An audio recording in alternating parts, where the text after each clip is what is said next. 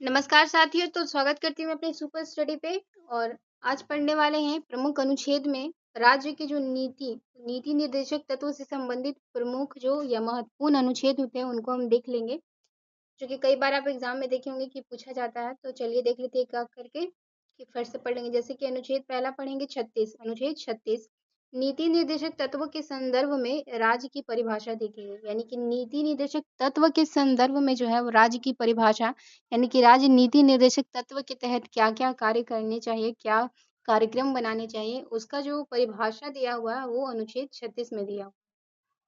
आगे बढ़ते हैं, अनुच्छेद 37 देखते हैं कि न्यायालय द्वारा परिवर्तनीय नहीं है। कहने का मतलब ये है कि अनुच्छेद जो 37 है कहता है कि जो नीति निर्देशक तत्व है वो न्यायालय में परिवर्तनीय नहीं है, कि न्यायालय में उसको चुनौती नहीं दिया जा सकता है। ऐसा नहीं होगा कि कोई अगर नीति निर्देशक तत्व कोई राज्य नहीं मानता है तो उसको हम सुप्रीम कोर्ट में ले जाके ये करेंगे, नहीं ऐसा नहीं है। तो यही बात है कि कहा गया है, कई बार क्वेश्चन भी पूछा जाता है। तो उन्हीं जो अनुच्छेद 37 है वो बोलता है कि जो नीति निर्देशक तत्व है वो न्यायालय में परिवर्तनीय नहीं है, यानी न्यायालय में नहीं ले जाया सकता है। तो याद रख लेंगे अनुच्छेद 37, याद हो गया होगा मैं उम्मीद करती हूँ। आगे बढ़ते हैं, अनुच्छेद 38 देखते हैं। तो लोक कल्याण के लिए अभिवृद्धि के लिए सामाजिक व्यवस्था बनाना। तो 38 में याद रख लेंगे, देखिए 38 से याद रखिए कि 8 लोग मिलेंगे, एक 2 लोग से तो लोक कल्याण होगा नहीं। तो लोक कल्याण की अभिवृद्धि के लिए सामाजिक व्यवस्था बनानी है, यानी कि समाज में या हमारी सोसाइटी में एक ऐसा व्यवस्था बनाना है जो कि लोक कल्याण करे, लोगों का कल्याण करे, उनके हित के बारे में सोचे। वैसे कार्यक्रम को क्रियान्वयन करना उनके लिए जो है वो बताया गया है किसमें, अनुच्छेद 38 में। तो लोक कल्याण से संबंधित है अनुच्छेद 38। अनुच्छेद 38 2 आया है जो कि जोड़ा गया है। तो देखते हैं कि आय की असमानताओं को कम करने का प्रयास किया गया है। तो याद रखेंगे कि 38 2 जो आया, 38 में तो लोक कल्याण हो गया। जब लोक कल्याण हो गया तो उनकी जो आय की असमानता थी, यानी कि कोई कम कमाता था, कोई ज्यादा कमाता था, उनकी असमानताओं को कम करने का प्रयास किया गया है किसमें, तो अनुच्छेद 38 के 2 में। किसमें, 38 के 2 में। ठीक है, आगे बढ़ते हैं। अब आते हैं, देखिए 39 यानी कि 39। तो 39 क में बताया गया है, 39 का याद रखें, कई बार पूछा भी जाता है। तो देखिए, पुरुष स्त्री को समान रूप से जीविका के लिए पर्याप्त साधन प्राप्त कराने का अधिकार है। यानी कि कहने का मतलब है कि पुरुष हो या स्त्री हो, उनको समान रूप से जो भी जीविका जीने के लिए साधन चाहिए, जैसे कि आप साधन के लिए मान लीजिए कि कपड़ा, रोटी, मकान, ये सब चाहिए, वो स्त्री पुरुष को समान रूप से मिलना चाहिए। कौन सा अनुच्छेद कहता है, तो अनुच्छेद जो है 39 का क कहता है। 39 का क याद रख लेंगे कि जीविका के लिए जो है पर्याप्त साधन प्राप्त करने का अधिकार है। और जो भी उनको अपना जीवन जीने के लिए साधन चाहिए उसको प्राप्त करने का अधिकार कहाँ है, तो अनुच्छेद 39 क में है। ठीक है, और स्त्री पुरुष को समान मिला। आगे बढ़ते हैं, 39 ख देखते हैं। ये बहुत इंपॉर्टेंट अनुच्छेद रहता है और कई बार एग्जाम में पूछा जाता है। तो अनुच्छेद जो ख है, अनुच्छेद क्या कहता है कि समुदाय को भौतिक संसाधनों का स्वामित्व व नियंत्रण इस प्रकार हो कि जिससे सामूहिक हित सर्वोत्तम रूप में प्राप्ति हो। कहने का मतलब क्या है, अनुच्छेद जो है 39 ख क्या कहता है कि देखिए, समाज में बहुत सारे समुदाय रहते हैं। तो समुदाय को बोलते हैं कि भौतिक संसाधन, जैसे कि जल या कोई स्थान का हम इस्तेमाल कर रहे हैं, ये सब के लिए जो है स्वामित्व और नियंत्रण इस प्रकार हो जिससे सामूहिक हितों की सर्वोच्चतम रूप में प्राप्ति हो। यानी कि जो समुदाय में लोग हैं उनके हितों को सर्वोच्चतम यानी कि सबसे ज्यादा प्राप्त हो, जो भी भौतिक संसाधन है उनके लिए स्वामित्व व नियंत्रण से संबंधित क्या है, तो अनुच्छेद जो है 39 बी है। आगे बढ़ते हैं, 39 ख देख ली थी, अब घ देखते हैं कि 39 घ में जो कि संशोधित किया हुआ है। तो देखते हैं, ये संशोधित किए हुए वाले एग्जाम में बहुत पूछा जाता है। तो देखते हैं कि 40 जो 39 घ है, 39 घ पुरुषों व स्त्रियों दोनों को समान कार्य के लिए समान वेतन। तो ये बिल्कुल याद रख लेंगे कि जो 39 घ है वो किससे संबंधित है, तो पुरुष और स्त्रियों के समान कार्य के लिए समान वेतन पूछा जाता है। कई बार एग्जाम में पूछा जाता है। तो याद रखेंगे 39 घ, 39 घ, या अगर इंग्लिश में बोले तो 39 डी ऐसे याद रखेंगे। तो ये जो है किससे है, तो ये पुरुष स्त्रियों के समान कार्य के समान वेतन से संबंधित है, डी याद रख लेंगे। ठीक है, आगे बढ़ते हैं, देखते हैं घ के बाद आ गया ढ। तो 39 ढ जो है, पुरुष स्त्री कामगारों के स्वास्थ्य व शक्ति तथा बालकों की सुकुमार व्यवस्था का दुरुपयोग नहीं होना चाहिए। कहने का मतलब ये है 39 ढ में, इसका मतलब ये है कि 39 ई है ये, ठीक, ई। तो 39 ई जो है, 39 ई जो कहता है कि स्त्री स्त्री पुरुष पुरुष स्त्री, 39 ई जो है, स्त्री पुरुष को कामगारों के स्वास्थ्य शक्ति तथा बलों बालकों को सुकुमार व्यवस्था का दुरुपयोग नहीं कहने का मतलब है कि अगर स्त्री हो या पुरुष कामगार में स्वस्थ हैं तभी उन्हें रखना है या उन्हें जबरदस्ती नहीं करना, उनके स्वास्थ्य उनकी शक्ति का ध्यान रखना और साथ ही जो बालक हैं उनको उनकी व्यवस्था का दुरुपयोग नहीं करना, यानी कि कोई बच्चा कम उम्र का उनका काम नहीं करवाना, ऐसा बताया गया है किसमें, तो 39E में बताया गया है। ठीक है, याद रख लेंगे। आगे बढ़ते हैं 40 में, जो कई बार एग्जाम में पूछा जाता है, अनुच्छेद 40, तो ये ग्राम पंचायतों के संगठन से संबंधित है। कई बार आप दिए दिए होंगे एग्जाम तो देखे होंगे, तो ये याद रखिए ग्राम पंचायतों के संगठन से संबंधित क्या है, तो 40 अनुच्छेद है। आगे बढ़ते हैं 41 में कि कुछ दशाओं में काम, शिक्षा और लोक सहायता पाने का अधिकार है।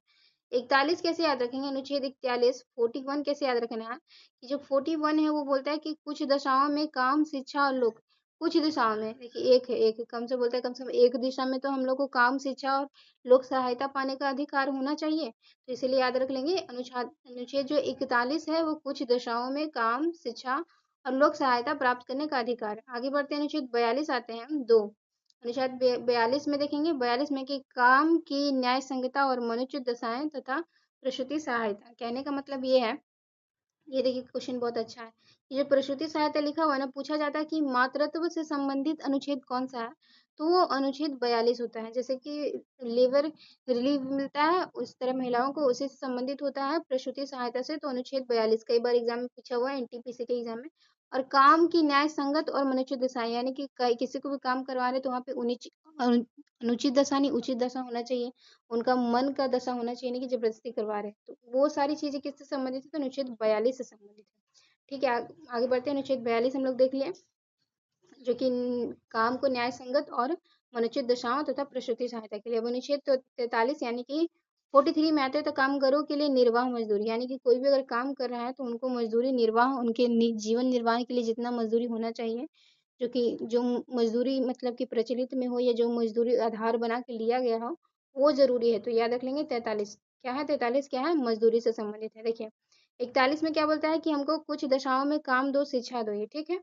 और 42 बोलता है कि काम को जो है न्याय संगत और मनुष्य, यानी कि दशा दो।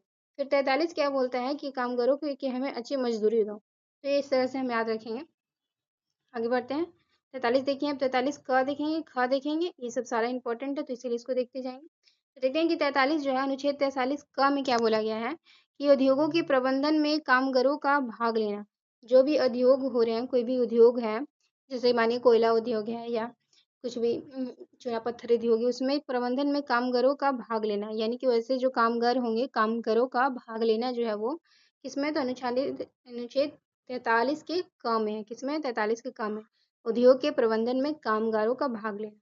अब आते हैं 43 ख में, देखते हैं 43 ख, यानी कि 43 बी भी जिसको बोल सकते हैं, तो अनुच्छेद 43 ख बोलता है कि सहकारी समितियों के स्वैच्छिक गठन, स्वायत्तता संचालन, लोकतांत्रिक नियंत्रण एवं व्यावसायिक प्रबंधन को बढ़ावा देना। कहने का मतलब है जो सरकारी सहकारी समितियाँ जो सहायता करती हैं, जैसे आप लोग जानते होंगे एसजीजी जो समूह चलाती हैं महिलाएं, वो भी एक सहकारी समितियों के अंतर्गत आते हैं। तो सहकारी समितियों को स्वैच्छिक उनका गठन करना, उनका स्वायत्तता करना, संचालन करना और लोकतांत्रिक नियंत्रण और व्यावसायिक प्रबंधन को बढ़ावा देना, ये सारी चीजें कहाँ हैं, तो अनुच्छेद 43 के ख में निहित है। ठीक है, आगे बढ़ते हैं, अनुच्छेद 44 देखते हैं। तो अनुच्छेद 44 में क्या है कि सभी नागरिकों के लिए एक समान नागरिक संहिता है। ये तो बेहद ईजी क्वेश्चन है, बहुत ईजी याद रहता है कि 44 जो है, यानी कि चार चार लोगों को समान नागरिक संहिता मिलेगा। जैसे कि उत्तराखंड में नागरिक संहिता का बिल पारित हो गया, पहला राज्य हो गया। फिर गुजरात में नागरिक संहिता का जो है पारित हो गया, तो दूसरा राज्य हो गया। तो यही सब है कि 44 जो है सभी नागरिकों के लिए समान नागरिक संहिता करता है। आगे बढ़ते हैं, अनुच्छेद 45 में देखते हैं, बेहद इंपॉर्टेंट, याद रखेंगे, अनुच्छेद 45 को भूलेंगे नहीं। अनुच्छेद 45 क्या बोलता है कि 6 वर्ष से कम आयु के बच्चों के लिए निःशुल्क व अनिवार्य शिक्षा का प्रावधान, याद रख लेंगे। पूछा जाएगा कि 6 वर्ष से कम आयु वाले बच्चों के लिए निःशुल्क एवं अनिवार्य शिक्षा का प्रावधान है, तो ये अनुच्छेद 45 में, किसमें, अनुच्छेद 45 में। आगे बढ़ते हैं, कई बार ये क्वेश्चन पूछा हुआ है, दरोगा हो या बिहार पुलिस में भी मैंने देखा है, तो इसको याद रखेंगे। ये देखते हैं कि अनुच्छेद 46 क्या बोलता है कि SC ST दुर्बल वर्गों वर्गों के शैक्षणिक व आर्थिक हितों की अभिवृद्धि करना। यानी जो भी 46 का मतलब यही कहने का है कि जो 46 है, 46 में जो भी SC वर्ग के हैं, ST वर्ग के हैं, जो भी दुर्बल वर्ग हैं, उनको उनको शैक्षिक और उनके आर्थिक हितों को अभिवृद्धि करना है, यानी बढ़ाना है। ठीक, ST SC से संबंधित है क्या, अनुच्छेद 46, उनको मतलब आर्थिक सहायता देना और उनकी शिक्षा को बढ़ाना। 47 में देखते हैं कि पोषाहार स्तर और जीवन स्तर तथा लोक स्वास्थ्य में सुधार तथा हानिकारक नशीले पदार्थों के उपयोग पर प्रतिबंध लगाना। ये बेहद फेमस क्वेश्चन है। अनुच्छेद 47 देखते हैं। तो अनुच्छेद 47 में क्या है कि पोषाहार स्तर और जीवन स्तर में सुधार करना, यानी कि अगर मानिए कि राशन जो दिया जाता है अभी सरकार के द्वारा, उसमें अगर अच्छा राशन नहीं आया, खराब आया, तो उससे जीवन स्तर पे और उनके पोषाहार स्तर पे इफेक्ट पड़ सकता है ना।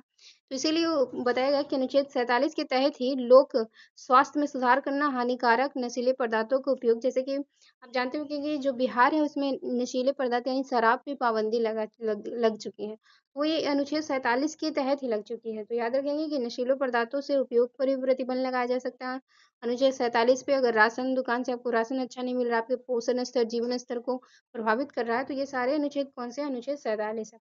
आगे बढ़ते हैं अनुच्छेद 48 में देखते हैं। बेहद इंपॉर्टेंट है।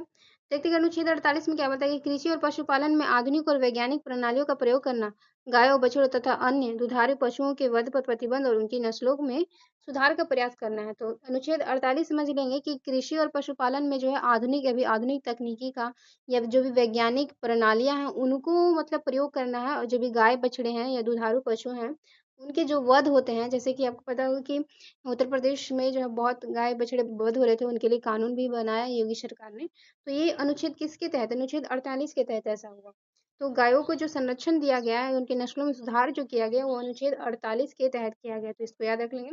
आगे बढ़ते हैं, जो बेहद इंपॉर्टेंट है अनुच्छेद 48 का, जो कि संशोधन के माध्यम से जुड़ा हुआ है, तो इसको याद रखेंगे। अनुच्छेद 48 क या ए भी रहता है। तो देखिए, पर्यावरण के संरक्षण और संवर्धन एवं वन तथा वन्य जीवों की रक्षा के लिए किससे है? पर्यावरण के संरक्षण एवं संवर्धन और वन तथा वन्य जीवों की रक्षा के लिए अनुच्छेद 48 का याद रख लेंगे। 48 का भूलेंगे नहीं, का 48 का। और इसको 48 ए भी ऐसे लिख सकते हैं, ए भी रहेगा तो वही बात है, ठीक, ऐसे मार लेंगे। आगे बढ़ते हैं। अनुच्छेद 48 का तो हम लोग देख लेंगे कि पर्यावरण संरक्षण और संवर्धन और वन्य जीवों की रक्षा से है। आगे बढ़ते हैं 49 अनुच्छेद जो है 49, जो कि राष्ट्रीय महत्व के कलात्मक एवं ऐतिहासिक अभिरुचि वाले स्मारकों और स्थानों में वस्तुओं को संरक्षण देना। तो वह दीजिए याद रख लेंगे, जो 49 होता है किसी भी स्मारक या कलात्मक ऐतिहासिक अभिरुचि वाले होंगे, जैसे कि आप देखेंगे कि कई चौकों पर लगा होता है कई नेताओं की मूर्तियां, तो उनको संरक्षण देना जो है वो अनुच्छेद 49 में है। आगे बढ़ते हैं, देखते हैं 50 अनुच्छेद में दिखा है कि 50 में क्या बोला है कि कार्यपालिका से न्यायपालिका का पृथक्करण, कई बार एग्जाम में पूछा जाता है। तो अनुच्छेद 50 याद रखेंगे कि कार्यपालिका से न्यायपालिका का पृथक्करण, यानी जो कार्यपालिका है, जो विधायी बनाती है और जो न्याय करती है, उनका पृथक्करण करा, अलग रखना है दोनों को। तो वो किस में है? तो अनुच्छेद 50 में है। अनुच्छेद 51 बिल्कुल बेहद इंपॉर्टेंट, कई बार एग्जाम में पूछा हुआ कि अंतर्राष्ट्रीय शांति और सुरक्षा की अभिवृद्धि किसमें संबंधित है? तो अनुच्छेद जो है 51 ए में संबंधित। 51 ए में अंतर्राष्ट्रीय शांति और सुरक्षा की अभिवृद्धि किससे?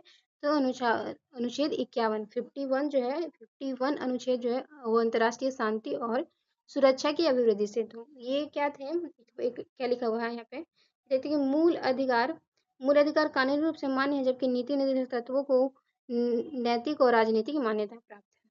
तो ये जो थे सारे थे राज्य के नीति निर्देशक संबंधों से अनुच्छेद थे। तो मैंने बता दिया। अच्छा लगे तो जरूर सेशन को लाइक कीजिएगा, और भी आगे जो इंपॉर्टेंट अनुच्छेद है मैंने रखे हैं वो नेक्स्ट वीडियो में पढ़ाऊंगी। अच्छा लगे तो पढ़ना, और भी तो बता भी सकते हैं। तो अच्छा लगे जरूर सेशन को लाइक कीजिएगा, और सारे अनुच्छेदों को बार बार देखिएगा, याद हो जाएगा। सारे अनुच्छेद पढ़ाऊंगी। थैंक यू साथियों।